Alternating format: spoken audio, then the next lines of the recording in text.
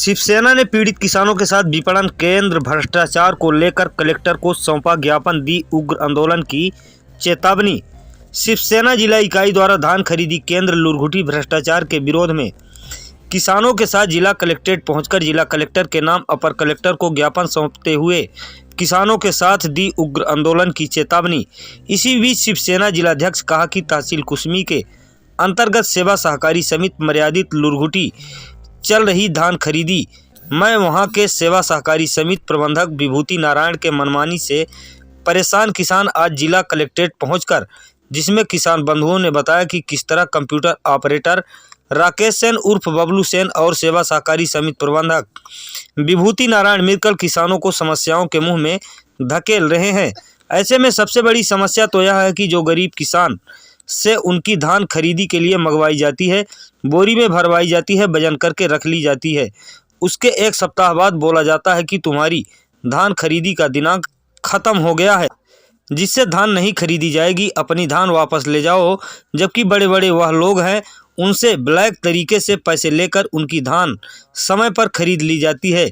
लेकिन ऐसे में हम शिवसैनिक गरीब किसानों के साथ अत्याचार नहीं होने देंगे।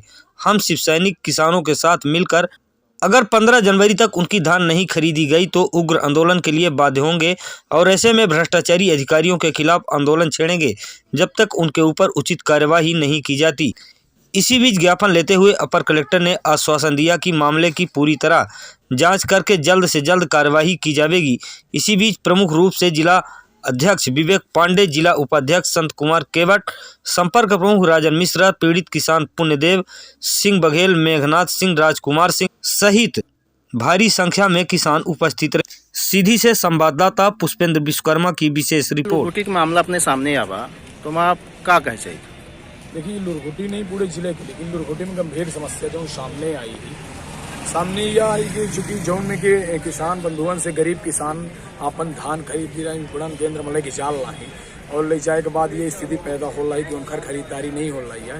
अब भूपतियन की खरीदारी हो रही, मतलब जिनके पास धान है वो ब्लैक तरीके से पैसा दे के अपन खरीदारी कर ली और नहीं गरीब किसानन के ये बरगला दी जाते कि नहीं, उनके पास व्यवस्थाएं नहीं है, उनके पास बोड़े नहीं है। और फिर इसके बाद सबसे बड़ी लापरवाही ये सामने आती है कि ये माल ले जाने के बाद अंदर रख लेते हैं और अंदर रखवाने के बाद फिर कहते हैं कि हमारे पास व्यवस्थाएं नहीं, आप अपना ले जाए।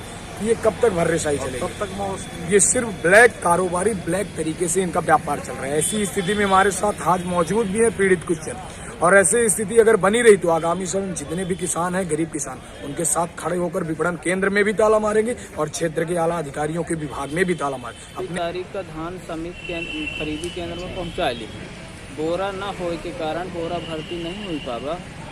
बोरा हमका 7 तारीख का मिला था, 6 बजे दिन जुड़त, 1 घंटा आधा घंटा भरत लग जाते, इतने में पोर्टलें बंद हो गए, जमने कारण से हमारा धान पोर्टल में अपलोड नहीं हो पावा।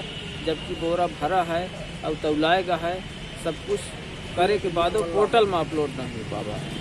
धान चली गई अपना के? धान अब चली गई कि नहीं चली गई, लेकिन हम अपने तरफ से धान बोरी में भर के और कांटा कई के समिति में रख दी, रजिस्टर में लिखा।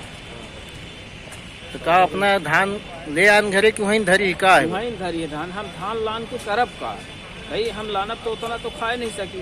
वह हिसाब से यदि हमें पहले पता रहा कि सरकार खरीदे में सक्षम नहीं है, न खरीद पाई, तो हम उतना न पैदा करी, थोड़ा कम लागत लगाई, थोड़ा कम मजदूरी लगाई, खाए भर का पैदा करी। लेकिन सवाल यहाँ यह है कि किसानी के मत्थे पर माने